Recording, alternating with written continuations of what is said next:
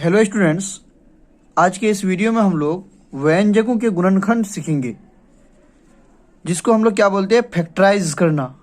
अब क्वेश्चन में क्या देखे रखा है कि factorise by splitting the middle term.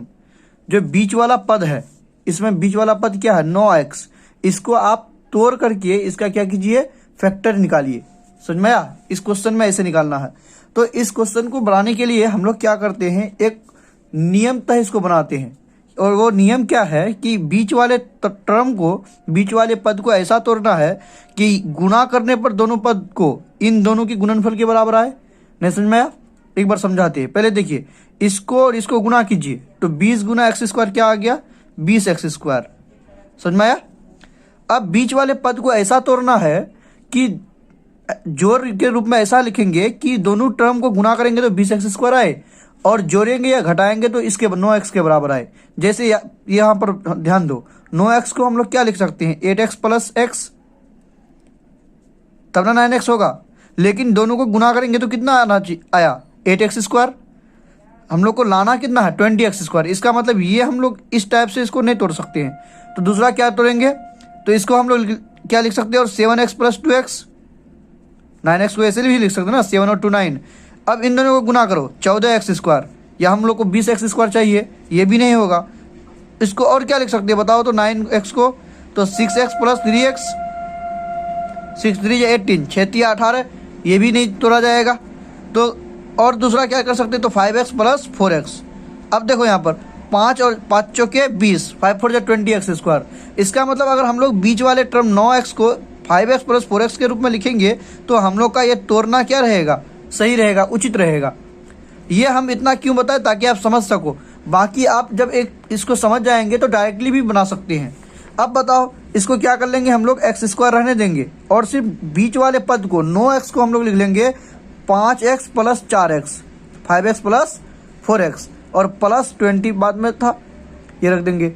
अब क्या करेंगे, हम लोग पेयर बनाएंगे, जोड़ा बनाएंगे, इन दोनों का एक जोड़ा और इन दोनों का एक जोड़ा। अब बताओ, इन दोनों में क्या है, जो दोनों में है यानी कॉमन है, तो दोनों में x है, यहाँ पर x² है, और यहाँ पर क्या है, 5x है। इसका मतलब x दोनों में है, तो x को ले लेंगे कॉमन। तो यहाँ पर बचेगा क्या, x बचेगा, और प्लस यहाँ से x बाहर आ गया तो बचा क्या, 5। इसी तरह यहाँ पर देखो, यहाँ पर हम ले लिए, इन दोनों में क्या लेंगे, जो दोनों में हो। तो दोनों में देखो 4 है और x है इसमें लेकिन x नहीं, तो x कॉमन नहीं आएगा। लेकिन यहाँ से 4 कॉमन आ जाएगा, तो 4, क्योंकि 4 का 12 में 20 आता है, तो 4 यहाँ से क्या ले लेंगे, कॉमन ले लेंगे।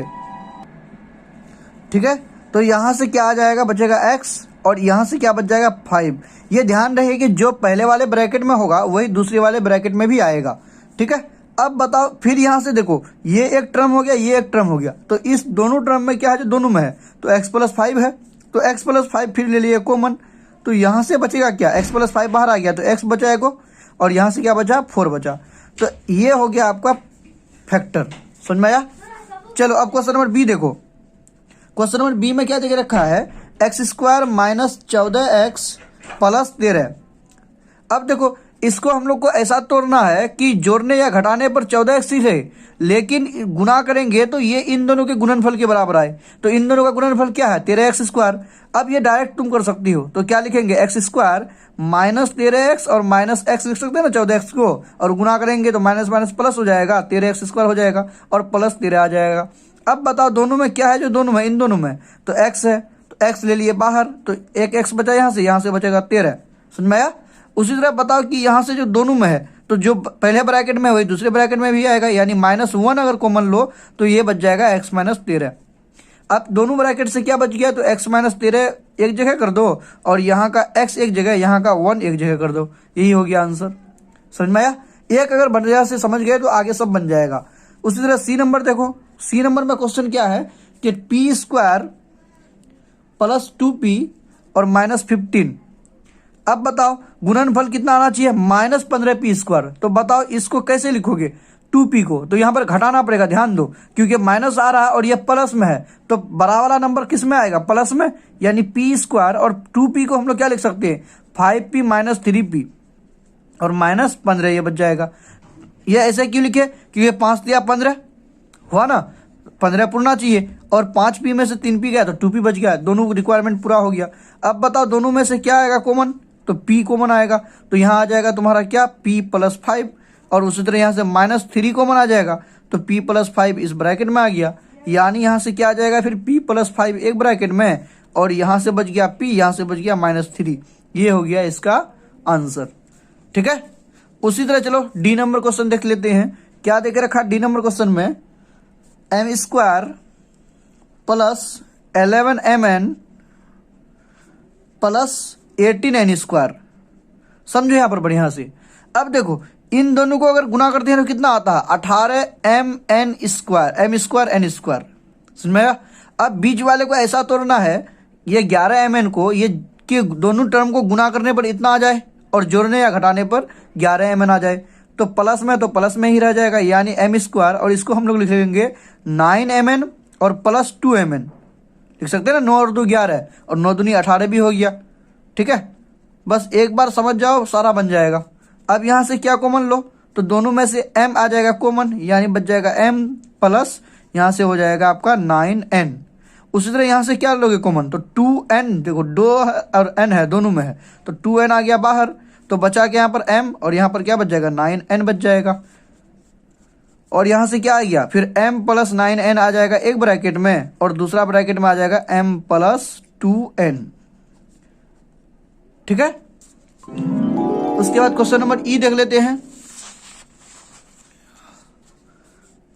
क्वेश्चन नंबर ई, क्वेश्चन नंबर ई आपको क्या देकर रखा कि m² minus 3m, m² minus 3m minus 70। देखो इसको तोड़ने के लिए दिमाग लगाना पड़ेगा कि इसमें जो बड़ा वाला नंबर होगा वो माइनस में होगा, घटाना पड़ेगा, ऑब्वियसली बात है। और गुना करते हैं तो 70 आना चाहिए, तो 70 कब आएगा गुना करोगे तो बताओ दो नंबर को। तो अगर तुम क्या कर लेते हो, -3 को क्या लिख सकते हैं हम लोग, -4 + 1 है ना, -5 + 2, इसी टाइप से लिख सकते हैं। तो हम लोग क्या कर लेते हैं, 10 7 70, यहाँ पर हम लोग कर लेते हैं -10m और +7m लिख सकते हैं ना, और यहाँ से -70 हो जाएगा, क्योंकि -10 और +7 कितना होता है -3, और गुना भी करने पर 70 आ जाता है। यहाँ से फिर ले लो कॉमन m दोनों में से, यहाँ से तो बचेगा क्या m - 10। उसी तरह यहाँ से क्या कॉमन लेंगे, तो +7 कॉमन लो, m - 10 दूसरा ब्रैकेट में आ गया, यानी क्या आ जाएगा m - 10, और दूसरा इस जगह में क्या आ जाएगा m + 7। ठीक है, f नंबर क्या देके रखा है, 3x² माइनस 10x और +8। ये क्वेश्चन दिया हुआ है, गुना करने पर कितना आना चाहिए, 24x² आना चाहिए। कि तो इसको कैसे तोड़ोगे बताओ, 3x², तो इसको हम लोग लिख लेंगे -6x और -4x, क्योंकि 6 4 10 और 6 चौक 24 आ गया, +8। अब यहाँ से क्या आ जाएगा, जो दोनों कॉमन हो 3x, तो बचेगा x - 2, और यहाँ से -4 कॉमन लेंगे तो x - 2 यहाँ पर भी हो गया, यानी x - 2 आ गया एक ब्रैकेट में, और इस ब्रैकेट में आ गया 3x - 4। ठीक है, आगे वाला देखो, जी नंबर। जी नंबर क्या देके रखा आपके सामने, 10p² प्लस 11p और +3। तो क्या हो जाएगा, बीच वाले टर्म को तोड़ना है, और ऐसा तोड़ना कि गुना करने पर कितना आए, 10 या 30p² आए। तो 10p² रह जाएगा, ये सिर्फ तोड़ना हम लोग को बीच वाले को। तो कैसे लिखेंगे, 6p और +5p, 6 5 11 हो गया, और 6 5 30 हो गया। अब यहाँ से क्या आएगा, जो दोनों में होगा, तो 2, देखो 2 का पारा में 10 भी आता, 2 का पारा में 6 भी आता, और p भी दोनों जगह है, तो 2p कॉमन आ गया। तो 2 5 या 10 होता है, और एक वो p बच जाएगा, और यहाँ से 3 बच जाएगा, और प्लस यहाँ पर तो कुछ नहीं है, तो 1 कॉमन आएगा, तो 5p + 3 आ जाएगा यहाँ पर भी, यानी 5p + 3 आ गया एक जगह में, और दूसरे ब्रैकेट में बचा 2p और +1। ठीक है, h नंबर देखो, h नंबर क्वेश्चन क्या देके रखा आपको, 11a² प्लस 54a और +63 है ना। अब देखो इसको गुना करने पर कितना आना चाहिए, 63 × 11, 63 को 11 से अगर गुना करोगे तो आपका आएगा कितना, 693। अब बीच वाले टर्म को ऐसा तोड़ना है कि दोनों को गुना करने पर 693 आए। तो इसके लिए आप क्या कीजिएगा, इसको कर लीजिए आप 33 54, 54 कब आ रहेगा?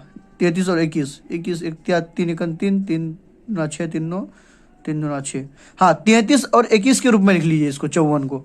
यानी क्या करोगे इसको 11a² प्लस इसको कर लो 33a और प्लस 21a। 54 को लिख सकते हैं ना, 33a प्लस 21a, दोनों को गुना करने पर 693 आएगा और प्लस 63। समझ में आया?